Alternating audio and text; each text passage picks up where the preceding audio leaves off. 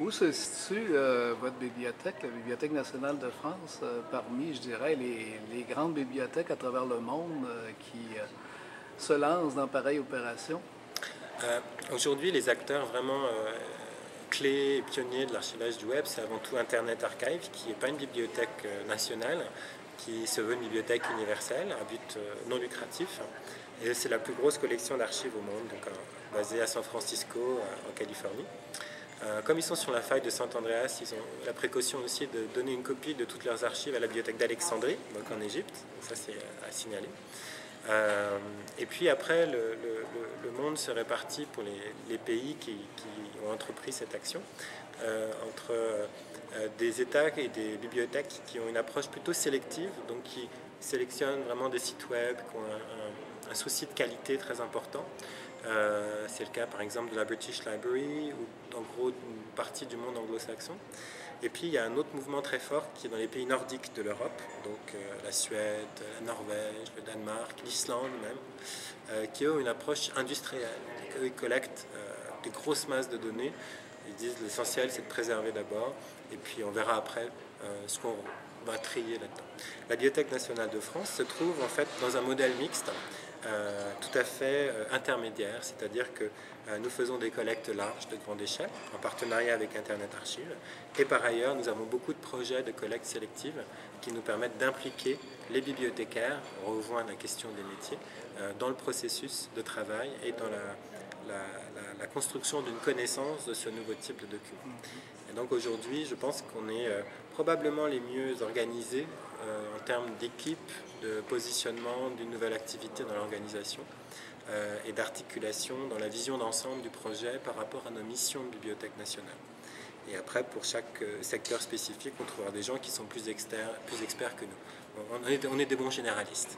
Et on a probablement la deuxième collection la plus importante en volume, puisqu'aujourd'hui, on a accumulé 120 teraoctets de données, ce qui représente à peu près 10 milliards de fichiers. Donc c'est beaucoup de données, même si dans ces données, il y a à boire et à manger.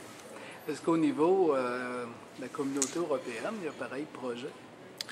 Beaucoup d'États européens, beaucoup de bibliothèques nationales européennes, la plupart en réalité, ont aujourd'hui initié un projet, plus ou moins mature, plus ou moins évolué. Ces bibliothèques ont d'ailleurs rejoint le Consortium international pour la préservation de l'Internet.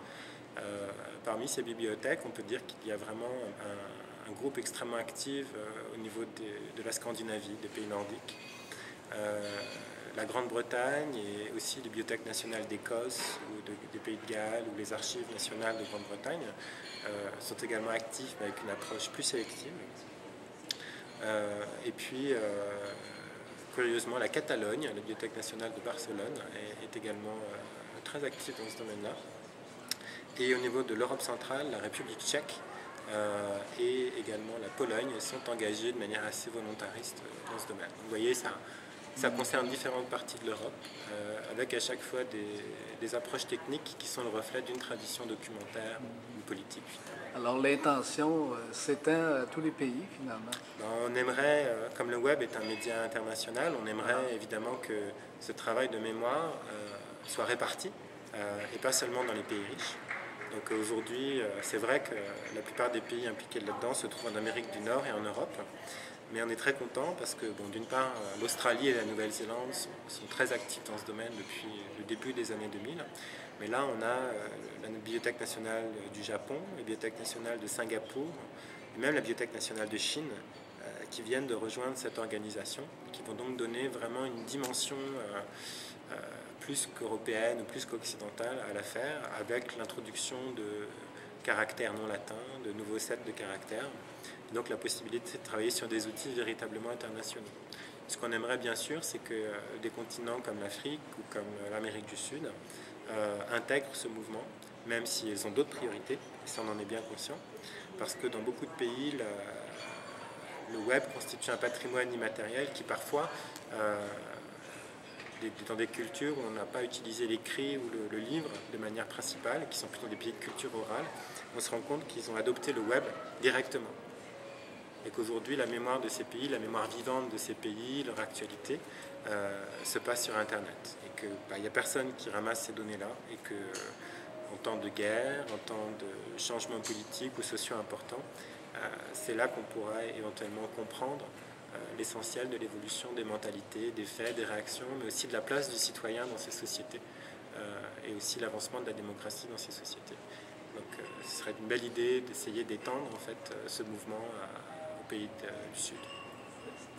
Vous avez fait écho au tout début de l'entrevue à la Bibliothèque nationale du Québec et celle du Canada. Alors je pense que vous avez eu des rencontres avec les amis d'ici. Oui, pouvez-vous nous en parler? Oui, tout à fait. On a une relation déjà ancienne. Il faut savoir que la Bibliothèque Archives Canada est une des bibliothèques fondatrices du Consortium international pour la préservation de l'Internet. Donc ils ont embarqué dans ce projet dès 2003. Et ils ont été un membre très actif de cette organisation. Ils ont beaucoup contribué à des développements d'outils, développement technologique par leur expertise. Et depuis 2 ans, en plus, le projet canadien a pris vraiment de l'ampleur au niveau fédéral, puisque Bibliothèque Archives Canada était la première bibliothèque à mettre en ligne une partie de ses archives. Alors, c'est limité aux archives gouvernementales pour des raisons de droit, mais c'était les premiers à faire ça, donc c'était vraiment un bon partenaire pour travailler sur cet aspect spécifique.